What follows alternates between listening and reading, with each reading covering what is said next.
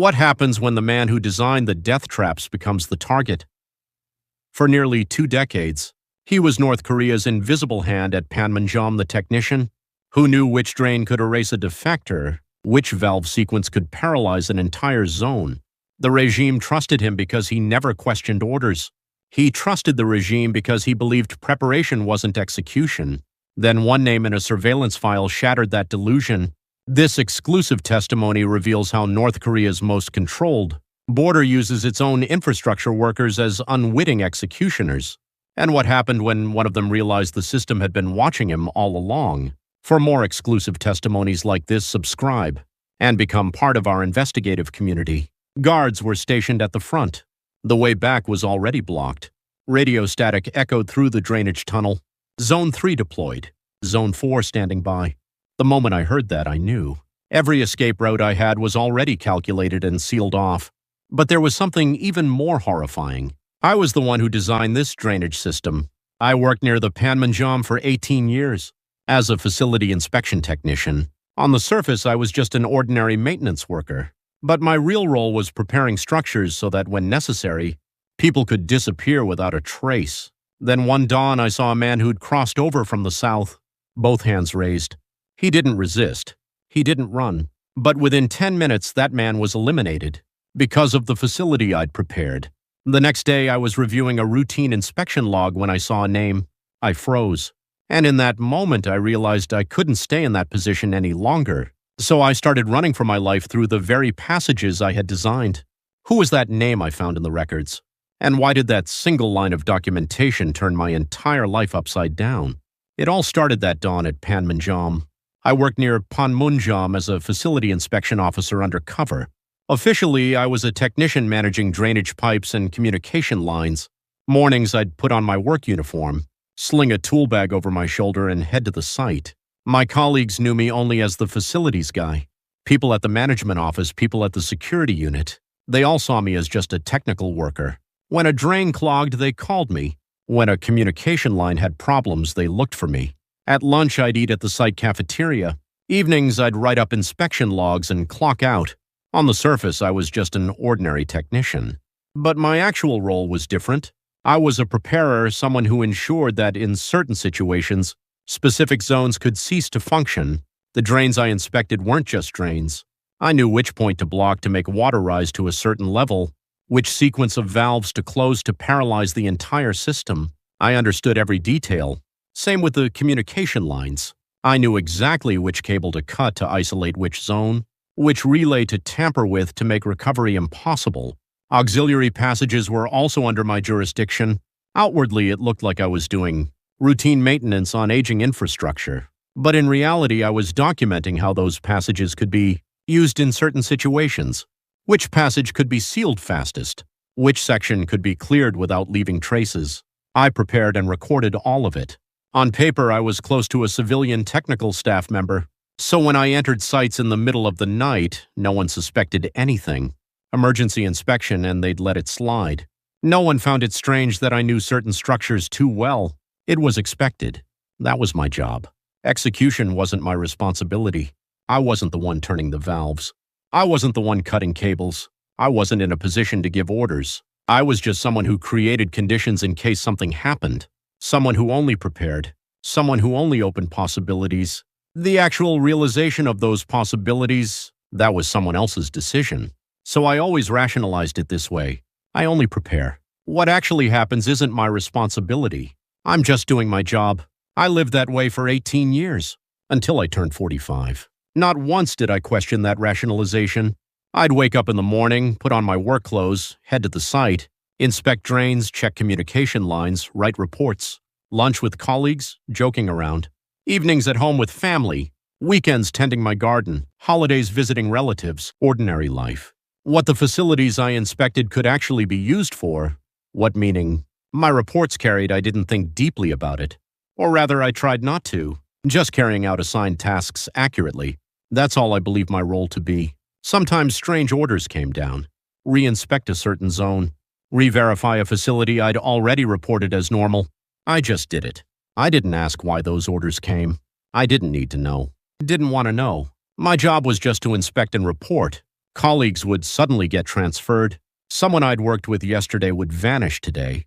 When I asked why, there were no clear answers. Just higher-up decision. I accepted it. I knew these things happened occasionally. Sometimes I'd find strange traces at sites, footprints I hadn't made, work marks I hadn't recorded. I'd note them in my reports. Unidentified traces found. Further investigation needed, but there was never much reaction from above. Just repeated orders to continue inspecting. I didn't suspect anything. No reason to suspect. Didn't want to suspect. I was just doing my job. Someone who only prepares. Someone who doesn't execute. Someone who doesn't decide. That was my identity. At night before sleep, sometimes this thought would cross my mind. If these facilities I inspect are actually used, what happens? If the reports I write actually influence someone's decision? But the thought would quickly fade. That's not my responsibility. I only prepare. That's how I comforted myself. Even if something actually happens, I didn't do it. My hands are clean. I just carried out my duties. With that belief, I could wake up every morning and go to the site. For 18 years, I never once questioned my role. Never thought about whether what I was doing was right or wrong. I just did the work I was given. Accurately, diligently, silently. I didn't know then how cowardly that belief was. It was 4 a.m. that day. Normally, I wouldn't be at the site at this hour. But late the previous evening, I got an emergency call. Communication line anomaly detected in specific zone. Immediate inspection required. I prepared without much suspicion. These calls came occasionally. I put on my work clothes, grabbed my tool bag, and drove through the dark pre-dawn roads to the site. When I arrived, the first thing I felt was silence. Too quiet. Excessively quiet. At this hour, I should have at least heard the footsteps of guards on duty, or the sound of a patrol car engine in the distance. But there was nothing. Not even wind. No perimeter announcements either. Normally, when approaching this zone, there'd at least be a formal warning broadcast. Restricted area. Unauthorized entry prohibited. That kind of broadcast. But that day, I heard nothing. Silent as if the speakers were turned off. I stopped walking and looked around. Several surveillance lights that should have been on at this hour were off. No light visible in the guard post windows either. The absence of even routine warnings meant everything was already under control. I walked forward slowly with my tool bag. My footsteps sounded unusually loud. Only my footsteps. My heart started beating fast. That's when it happened. I saw something moving in the darkness ahead. At first I thought it was a shadow. But it wasn't. It was a person. A man was walking slowly toward me, both hands raised, hands held high above his head, following a precise path, slowly, very slowly walking toward me. The moment I saw that, a chill ran down my spine. This wasn't spontaneous. As the man got closer, details became visible. He looked to be in his mid-40s, gaunt but with a resolute expression. But something was off. His clothes. It wasn't the people's uniform North Koreans wear. The color was different. Not the gray or blue tones we wear, but closer to deep navy. The material looked different too, softer with a sheen. His shoes were the same. Not the rubber shoes or work boots we wear, but sneakers made of something like leather. His hairstyle was different too. We usually cut our hair short, but this man had grown his side hair a bit. The style South Koreans wear. I knew immediately. This man came from the South. Whether he was defecting or here for another reason, I didn't know. But one thing was clear, this man wasn't born and raised in the North. The man looked straight at me. Our eyes met. In that moment, a strange feeling came over me. This man knew me. Or more precisely, he'd been waiting for me. I stopped. I didn't know what to do. Right then, a short code came through my ear. The radio. A low voice flowed from the radio at my waist. Plan revision. Shift to phase 2. A short sentence. But its meaning was clear. The role I'd prepared for could become reality right now. This is what I'd been preparing for 18 years. Near Panmunjom, in a specific zone, there's an old drainage channel. On the surface, it's an ordinary facility that collects rainwater and flows it to the river. But a certain section of that drainage channel is different. At a depth of 3 meters underground, there's a steep-grade structure that connects directly to the river. Once you fall into that section, you're swept away by the fast current straight into the river. The river water flows downstream. No traces left. Whether a person falls or an object falls, everything gets swept away by the river. The inside of the drain is smooth concrete, so footprints don't remain. Water constantly flows, erasing traces. I knew that structure precisely. Which point to approach from, which valve to open to increase the current. which route the water flows. I'd documented everything. My role was maintaining that structure, regularly inspecting to prevent the drain from clogging, managing to keep water flow smooth, preparing all conditions perfectly for any potential situation. Execution wasn't my responsibility. Taking someone there, pushing them in, I don't do that. I just prepared the structure to function. But right now in this moment, what shift to phase 2 meant was clear. The structure I'd prepared could be used now. My heart pounded like it would explode. My hands trembled. My mouth went bone dry. I looked at the man again. He was still standing with both hands raised, not moving, waiting for me. The radio spoke again. "Stand by. Maintain position until further instruction." That was all. No more words. I stood there. The man stood there. The distance between us was about 30 meters. Two people looking at each other in the darkness. In that silence, I thought, does that man know what's about to happen to him? Why did he come here from the south? What made him risk his life to cross? And another thought flashed through my mind. I'm the one who prepared the structure to erase that man. For 18 years, I'd lived avoiding that fact. I only prepare. Execution is someone else's responsibility. But right now in this moment, that boundary was blurring. The drain I inspected, the water flow I maintained, the structure. I documented all of it would be used to make that man completely disappear. The radio sounded again. Situation complete. Return. Short instruction. That was all. I raised my head to look at the man again, but the man had already disappeared. I couldn't see when or where he went, but from far away I faintly heard the sound of a car door closing. I stood there for a while. I didn't know exactly what had happened, but one thing was certain. That man had been taken somewhere, and the structure I'd prepared could be used soon. The pre-dawn air felt cold. My hands were still trembling. I slowly turned around, walked back the way I came, didn't look back, got in my car and started the engine. My hands gripping the wheel were shaking. On the way home, I kept thinking, that man came from the south. I don't know why he crossed, but he was definitely from the south, and that man will disappear now, without leaving traces, thanks to the drain I prepared. And that night, I saw a scene I'll never forget for the rest of my life. After that day, the site was cleaned up quickly. Too quickly. Everything returned to normal at an astonishing speed. The man I saw at dawn was nowhere to be seen. Where he went, what happened, no one told me. I didn't ask either. I knew I shouldn't ask. 2 days later, when I went back to the site, all structures had been restored as if nothing happened. The drain I'd inspected, the communication lines all functioning normally. Surveillance lights were back on, perimeter announcements broadcasting normally, as if that dawn incident had been a dream. But I knew it wasn't a dream. My hands still trembled occasionally, and I hadn't slept properly since that night. A few days later, I got a call from above. A direct call. A number that rarely rang. "Hello. Good work." A short greeting. The voice was familiar. Someone from a higher department. This response left absolutely no traces. The moment I heard those words, my heart sank. Left absolutely no traces. That meant something had been completely erased. Thanks to your preparation. That one line weighed heavier. Thanks to my preparation, thanks to the structure I'd inspected and maintained for 18 years, one person had completely disappeared. "We'll be counting on you going forward." The call ended. I stood there holding the receiver for a while. Strength drained from my hands. The receiver nearly slipped. "We'll be counting on you going forward." That meant this could happen again. The structure I prepared could be used again. That night I couldn't sleep for the first time. I lay in bed staring at the ceiling. When I closed my eyes, I saw that man, standing with both hands raised, wearing navy clothes and leather sneakers, looking straight at me with those eyes. Where is that man now? Is he alive or... No, don't think about it. That's not my responsibility. I only prepared.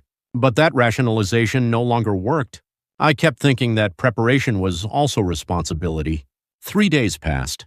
I went to the office as usual, sitting at my desk organizing inspection records, reviewing past facility inspection logs, work ordered from above. Flipping through documents, I found a familiar name.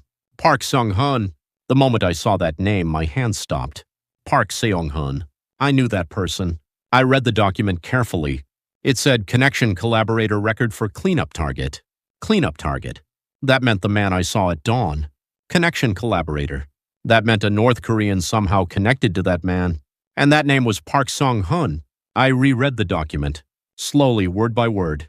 Park Seong-hoon, 42 years old, interpreter and guide at construction site near Panmunjom, worked from September 2015 to March 2016. That's when I was there too. It must have been around February 2016. There was facility repair work near Panmunjom.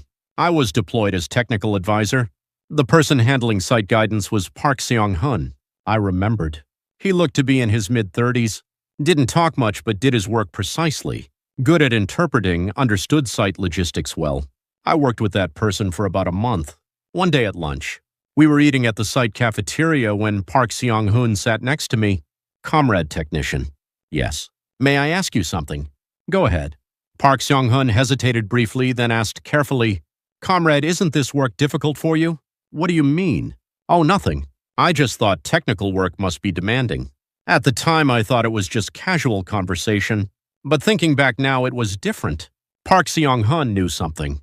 My actual role, near the end of construction. The day I finished final inspection and was leaving the site, Park Seong-hoon called me, Comrade technician. Yes. He looked at me for a moment, then said, You see people as people, even here. Pardon? It's nothing. I just thought that. That was all. I didn't understand what he meant. Just thought he was saying something strange. But now, looking at this document in this moment, I understood what he meant. Park Seong-hoon knew me, my actual role. But he saw me differently. He saw me as a person, not just a cog in the system. Then everything connected. The man I saw at dawn. The South Korean wearing navy clothes and leather sneakers. Why he didn't run. Why he walked slowly with both hands raised. Why he looked straight at me. That man was connected to Park Seong-hoon, and Park Seong-hoon must have told him about me. There's a technician at Panmunjom. That person sees people. So that man trusted me. That I'd at least judge humanely.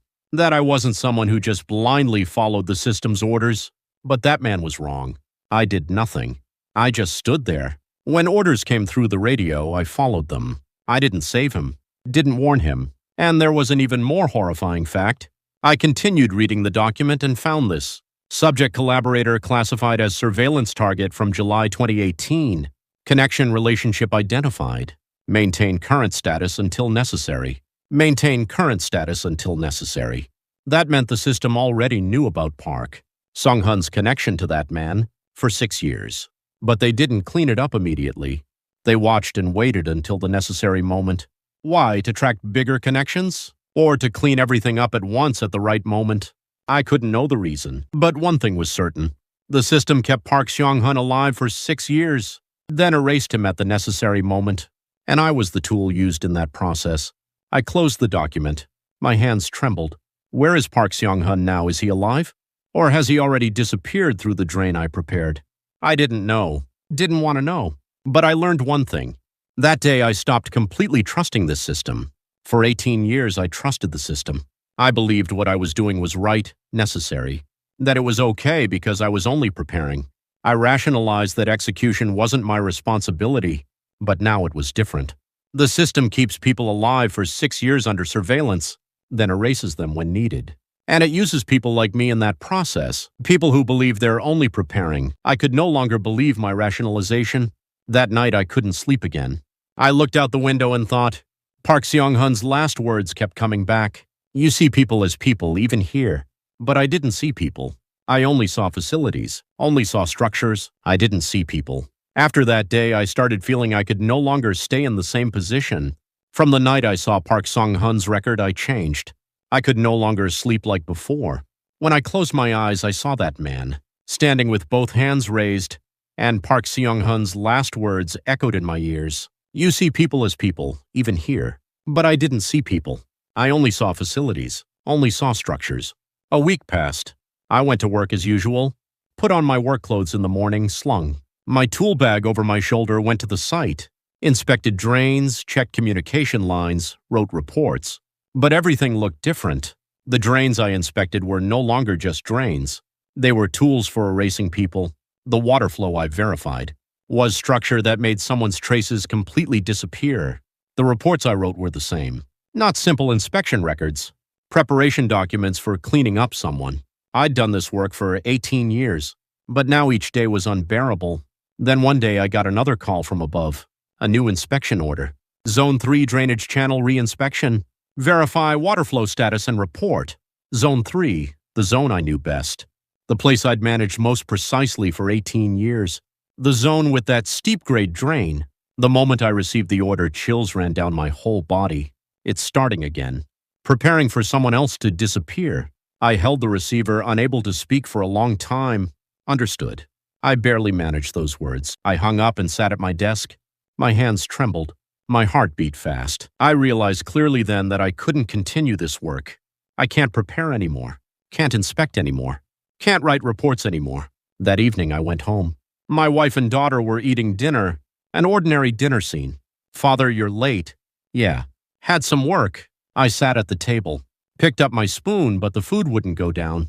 My daughter asked, Father, are you okay? You don't look well. I'm fine. Just tired. A lie. I wasn't fine. Wasn't just tired. I was scared. Scared of what I'd prepare next. Who would disappear by my hands next? Just thinking about it suffocated me. That night I made a decision. I need to get out of here. From this system, from this role, from all of this. But how? I was an ordinary technician. Not military, not a high-ranking official. Didn't know defection routes. Didn't know brokers. But I had one thing. Knowledge of structures. I knew every facility near Panmunjom. Which drain connected where, which passage could avoid surveillance, which section was most vulnerable. I knew everything. The knowledge I'd accumulated for 18 years to erase people. Now I had to use it to survive. I started preparing the next day. Outwardly, I acted the same as usual. Went to work in the morning, inspected sites, wrote reports, had lunch with colleagues, exchanged jokes, went home in the evening. But while inspecting, I was looking at something else. Escape routes. While inspecting drains, I checked which sections a person could pass through. While checking communication lines, I identified which time periods had weak surveillance. While examining auxiliary passages, I calculated which routes were safest. All the knowledge I'd built over 18 years to erase people, now I used it to escape. It took 2 weeks. For 2 weeks, I examined every possibility, calculated success probability, identified risk factors. The conclusion was clear. Success probability was less than 30%. No matter how well I knew the structures, defection wasn't something I could do alone. Had to cross the border, cross the river, evade guards. I didn't have those skills, but I couldn't stay here. Zone 3 reinspection orders kept coming. Higher-ups wanted me to submit reports quickly. They needed my preparation. For someone else. I could no longer do that preparation. One evening I told my wife, Honey, visit your parents tomorrow. Why so suddenly? Don't you miss your mother? My wife looked puzzled, but the next day, she went to her parents with our daughter. I was left alone. That night I slowly looked around the house, a home I'd lived in for 15 years, where my daughter was born and grew up, a space where I laughed and cried with my wife. I had to leave all of this. Didn't know if I'd succeed or fail. Didn't know if I'd see them alive again. But if I stayed here, I'd have to keep preparing to erase people.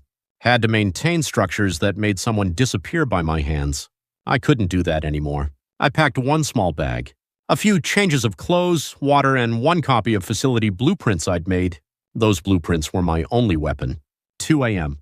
I left home. Didn't look back. If I looked back, I wouldn't be able to take another step. Walking through darkness, I thought, can I succeed? Can I survive? What will happen to my wife and daughter? I don't know. Couldn't be certain of anything. But one thing was clear. I couldn't stay in the same position anymore. I couldn't live as someone who only prepares. I was anxious, scared. My hands trembled.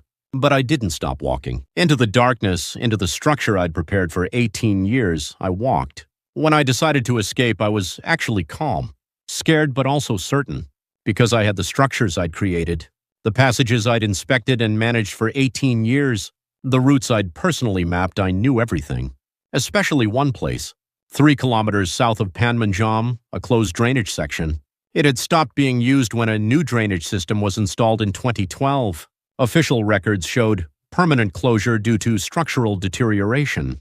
I wrote that report myself. But I knew that drain wasn't completely blocked. Only the entrance was covered with a steel plate, but the internal passage was still connected, and the end led outside the civilian control zone, a passage people didn't use, or rather believed couldn't be used. A structure I'd personally inspected and marked as unusable. No one pays attention here. With that belief, I moved. 2:40 a.m. I arrived at that drain entrance. The surroundings were quiet, as expected. At this hour, patrol teams were switching. Shifts and surveillance cameras were pointed toward the opposite zone, a time period with about 10 minutes of gap. I took out tools from my bag, started loosening the bolts holding the steel plate, 5 bolts. Ones I'd personally tightened 6 years ago. The first bolt came loose. The second, too. Third, fourth. My hands trembled, but I didn't stop. The moment I loosened the last 5th bolt, the steel plate lifted slightly. I did it. I carefully pushed the plate aside. The drain entrance was revealed. Darkness opened its mouth. I pushed my bag in first, then lowered my body and crawled in. Narrow. Narrower than expected, but passable. Had I crawled about 10 meters? The passage widened a bit. Now I could walk hunched over. I turned on my flashlight in the darkness. Weak light illuminated ahead. I saw concrete walls, exactly as I remembered. 15 meters to the right, then turn left in 30 meters. Then the exit will appear. I steadied my breath and moved forward. But when I'd gone about 20 meters, something felt strange. Something was different. The air was different from usual. I stopped and listened. I heard a sound, faint but clear. Footsteps, coming from above. Someone walking on the ground. Patrol? No, there shouldn't be patrols in this zone at this hour. I knew that schedule. The footsteps got closer. Not one person. Multiple people. My heart started beating fast. I turned off my flashlight, held my breath in the darkness.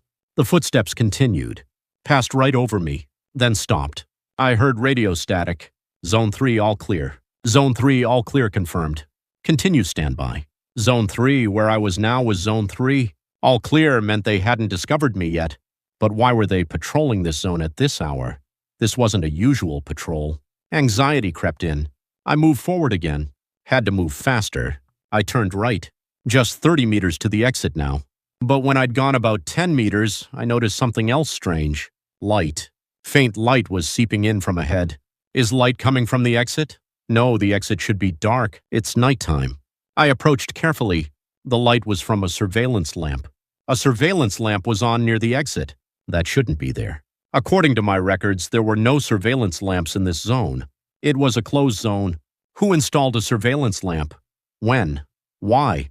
My head got complicated. I stopped 5 meters before the exit. Looked outside. Under the surveillance lamplight, I saw a person. 2 people. Guards in uniform. Guarding the exit. My heart felt like it stopped. Why are there people here? This is a closed zone. A place no one pays attention to. But guards are stationed here, which means, in that moment, a chill ran down my spine. They know. They already know I'd used this structure.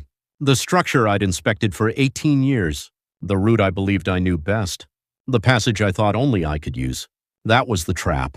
The system knew me. What kind of person I was. What knowledge I had, what choice I'd make, they knew everything. The path I created had become not my expected escape route, but their waiting capture point. Radio static sounded again. Zone 4 deployment complete. Zone 5 deployment complete. Zone 6 standby. People were stationed in every zone, waiting for me. I backed away. My hands trembled. Strength left my legs. It's over. Can't go forward, can't go back. The moment the structure I believed I knew best became the perfect trap, I collapsed in the darkness. 18 years of accumulated knowledge had become useless. No, rather it became shackles binding my ankles. The system knew me better than I knew myself. Only my breathing was audible. My breathing. What do I do now? To get out of here, I have to pass those guards. But there's no way to do that. If I go back, patrol teams are probably already stationed at the entrance too. I was trapped. Inside the structure I made, inside the passage I prepared, inside my knowledge. Right then I heard a sound I never expected. Oh my. An old man's groaning. I held my breath and listened. Couldn't tell exactly where the sound came from. Oh my. The sound continued. Coming from outside the drain above. The guard's footsteps quickened. Who's there? Turn on the flashlight. Lights moved. Multiple flashlight beams converged on one spot. I carefully approached the exit. Looked outside through a gap. 2 guards were running toward the rice paddy embankment. An old man was sitting there, collapsed. A hunched old man. Looked over 70. Wearing worn work clothes, leaning on a cane. Please help. Someone help. The old man's voice trembled. I can't move. It hurts. The guards approached the old man. Grandfather, do you know where you are? This is a restricted zone. How did you get in? The old man didn't answer, just kept groaning. Oh my back. Feels like it's breaking. The guards looked flustered, seemed unsure how to handle the old man. Should we radio this in? Check his ID first. While they focused on the old man, I watched from inside the drain. This was strange. Why was an old man here at this hour? This is a restricted zone, not a place you can enter freely. And for someone that's sick to come here alone didn't make sense. The old man slowly raised his head and glanced at me. Our eyes met. In that moment, chills ran through my entire body. The old man knew me, or more precisely, he was looking for me. The old man's gaze lowered. His hand holding the cane slowly moved, pointed below the embankment. The guards didn't see that movement while checking the old man's ID, but I saw. The spot the old man pointed to was the edge of the embankment, where weeds grew thick. The old drainage port I'd processed as completely sealed in my inspection records.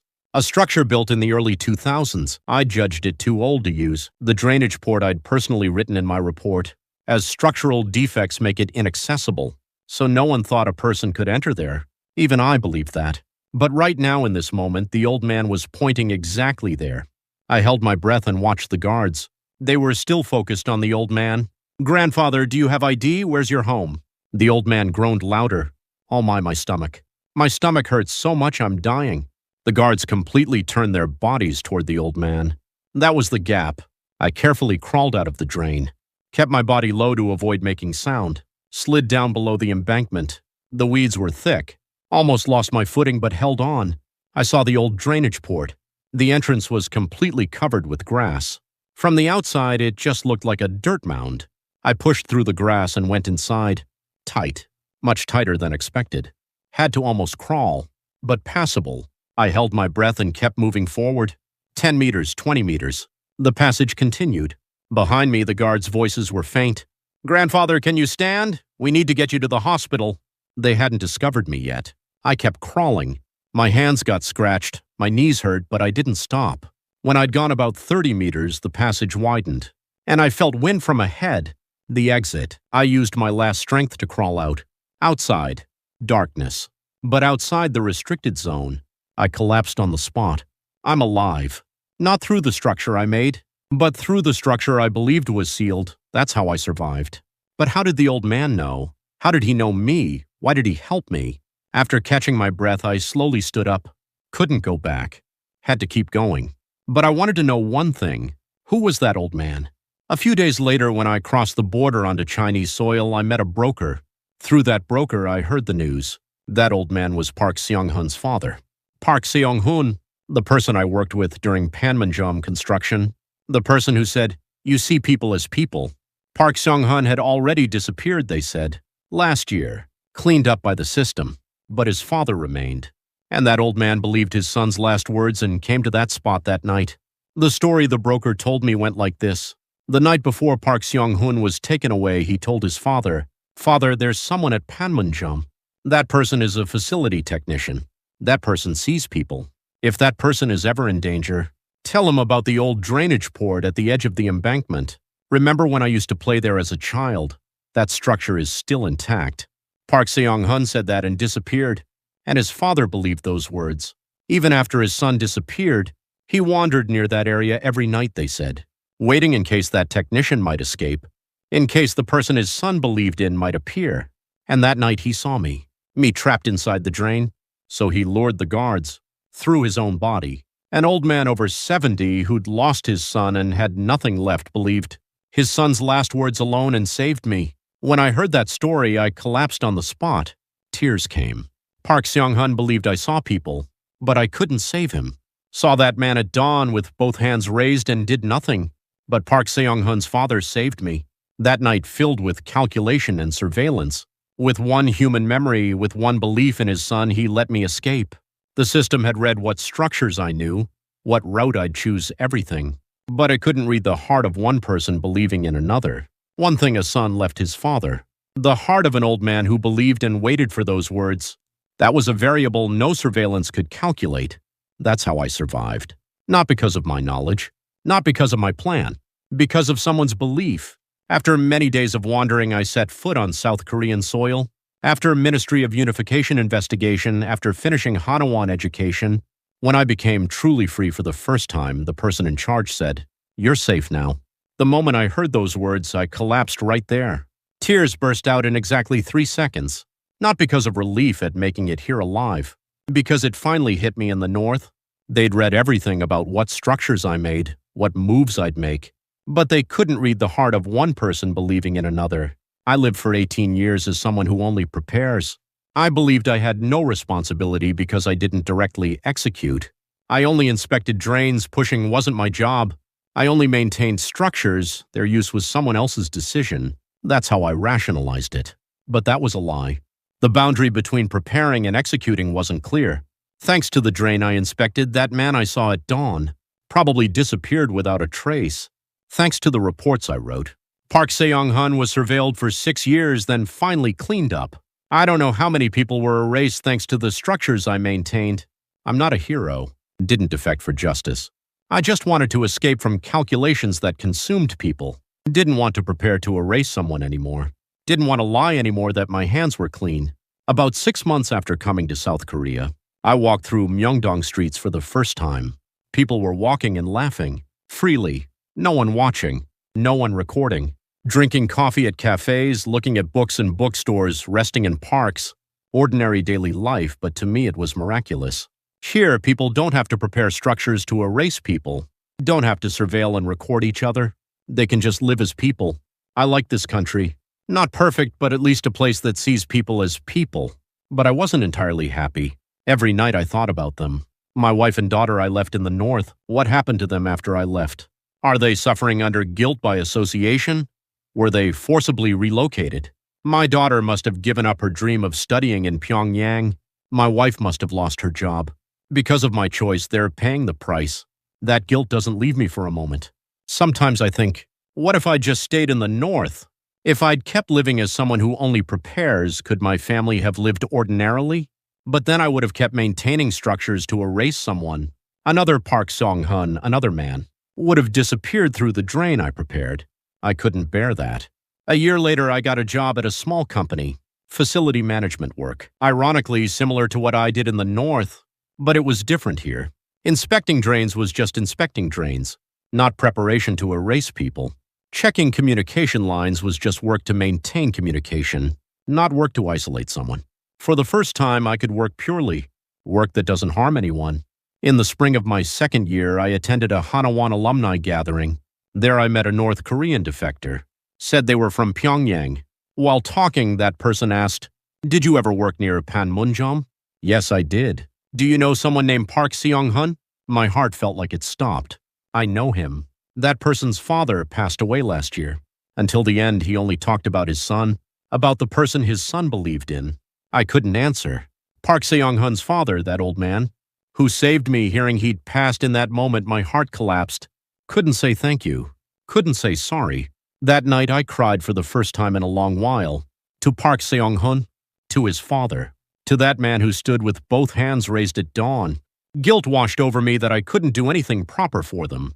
I had only survived, thanks to others' sacrifices. But at the same time, I realized the fact that I'm alive here, that itself is testimony. In the North, people are calculated, measured, erased. The preparers, the executors, the commanders, all parts of that system. But there was one thing that system couldn't read: the heart of one person believing in another. The words Park Seong-hun left his father. The heart of that father who believed and waited for me. That saved me. No matter how precise the system was, it couldn't calculate the human heart. Now I live in Seoul, an ordinary office worker. On weekends, I walk along the Han River, sometimes go to movies, eat with friends. I haven't forgotten the family I left in the North. I think of them every night. I hope someday I can see them again on this land. When that time comes, I want to say, "I'm sorry, but I couldn't keep doing work that erases people."